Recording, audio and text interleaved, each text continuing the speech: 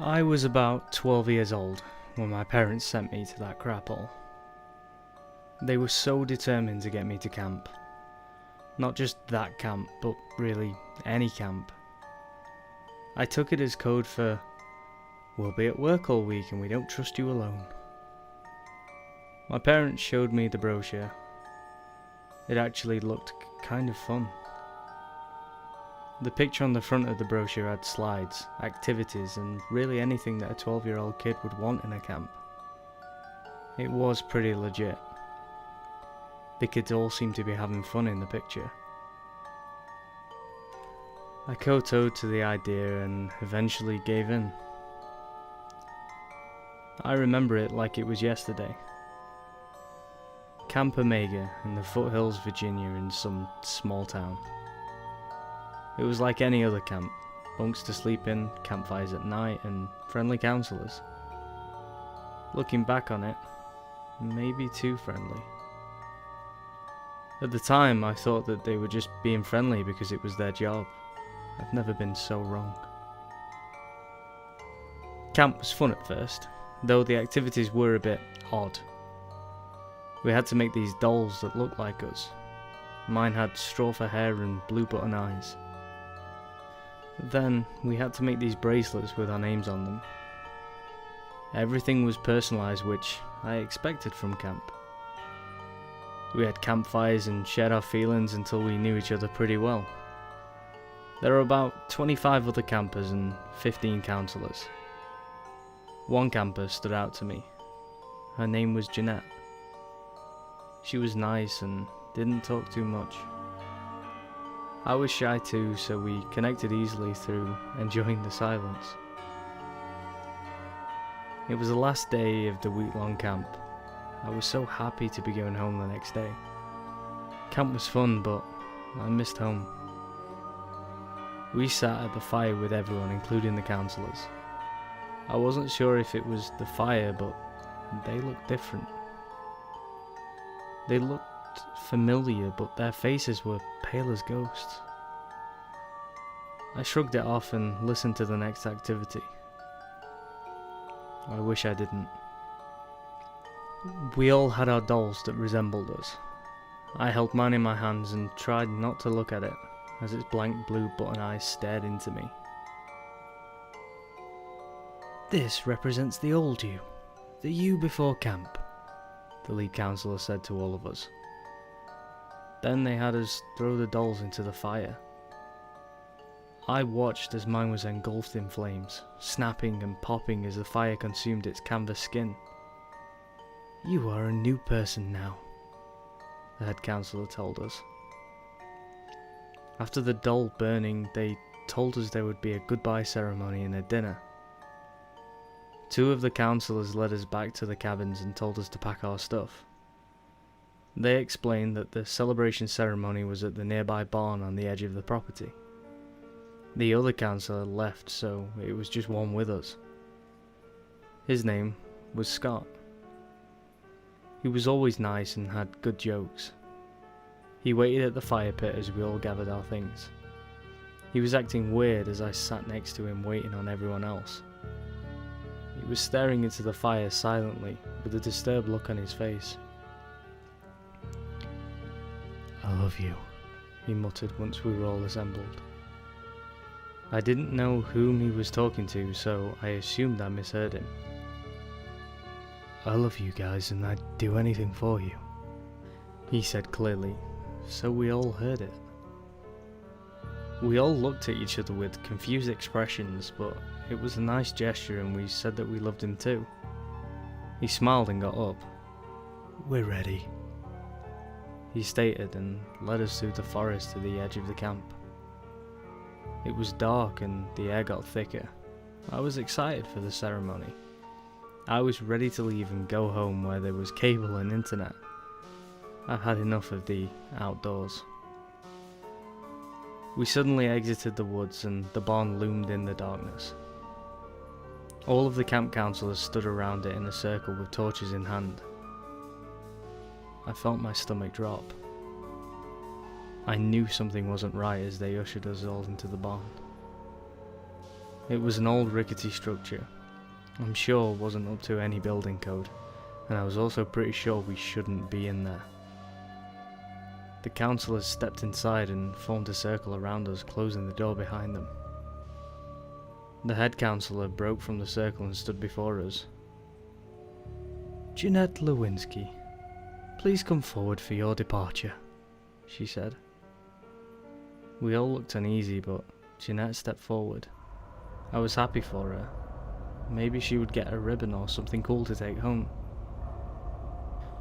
The councillors moved from the ring around the barn to a ring around us, all the while holding their torches. I could feel my heartbeat quicken as they came closer and closer, and stabbed Jeanette in the neck. She didn't scream, and suddenly it was a sudden pandemonium as the councillors threw their torches at the walls of the barn. I didn't notice that all of the councillors had long serrated knives with them. I tried to run, but the barn was starting to go up like a match. Kids were running around screaming before being stabbed by the councillors. "We have to get out of here!" I screamed before running straight into Scott. "Carl, don't you want to stay for the ceremony?" he asked. His eyes seemed to appear pitch black and he wore the most sadistic smile on his face. I punched him in the gut and ran past him out of an opening in the barn. I had never run that fast in my life. I looked back briefly. God, I wish I'd never looked behind me. I could see black figures silhouetted by the light of the fire running about screaming. Some stood still with their arms out, accepting the stabs by the councillors. I heard chanting of some sort. At first I couldn't make it out, but it grew louder. "We know what's best for you. We love you." Over and over again. The sight of Jeanette's last breath as her mouth filled with blood flashed through my mind, and I ran. I ran into the forest, my heart beating in my ears like a drum. I don't know where I was going. I was just running in the direction that we came from. The chanting followed me. "We know what's best for you. We love you." It repeated like a broken record over and over. The glow of the inferno lit the property dimly, so I was able to come out the other side where the cabins were.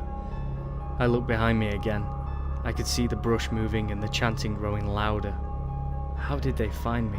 How did they follow me? "We know what's best for you. We love you." I ran faster, but I felt a hand tug at my shirt.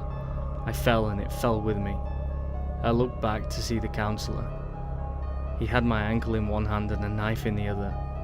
His eyes were empty black pits and his skin was as white as sheet. I screamed and kicked the knife out of his hand with my other foot. That loosened his grip a bit and gave me time to get back on my feet and run towards the exit. The sign reading Camp Omega stood hauntingly above the entrance. I ran straight through it. The footsteps behind me stopped as the councillors did. I looked back again and there they stood.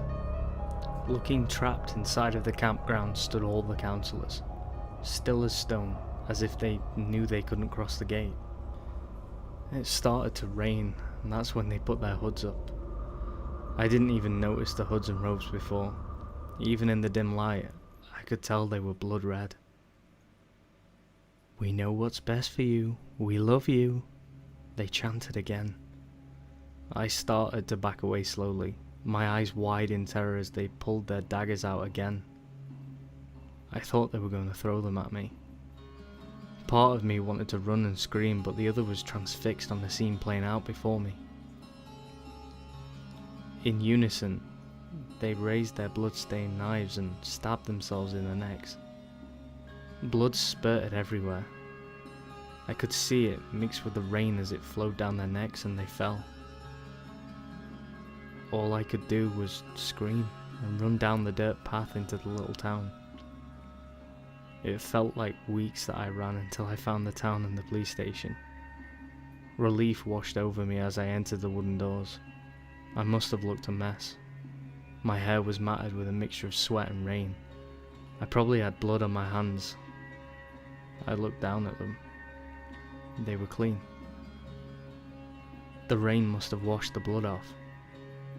I walked to the front desk as calmly as I could where the secretary looked at me.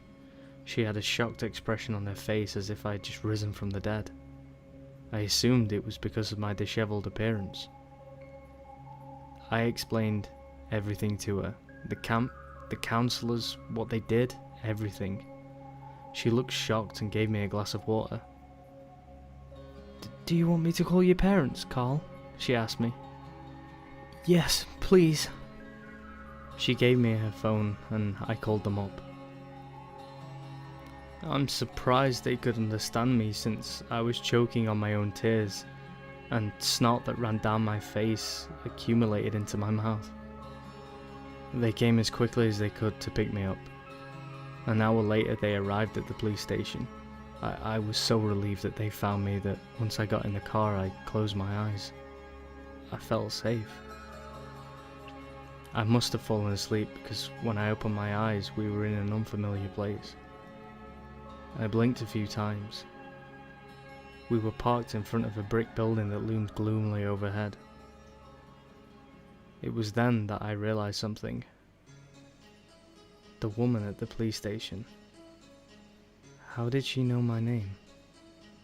I never told her. "Where are we?" I asked with apprehension. My parents looked back at me with sad expressions. "Son, we're at a mental institution. We're worried about you," my father stated flatly. My jaw fell open. You don't believe me?" I asked. "Carl, you've been missing for a week now. You showed up at a police station in this small town ranting about some camp with murderous counsellors," my mother stated. I was silent, trying to process everything. "Carl, we know what's best for you.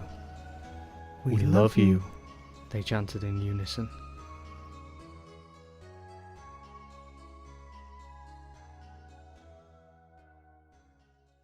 Hey guys, and thank you for listening to the latest in my CreepyPasta series. Now, links to the story, the music and the image will be in the description down below. If you like this story, then don't forget to hit the like button, and if you really liked it, then don't forget to hit that subscribe button. I really appreciate it. Now, links to the social media and the Discord will also be in the description, so if you want to come over and chat with me and like-minded people like yourself, then join us. Let me know how you like it. Anyway, enough of me rambling. Thank you for listening once again, and take care.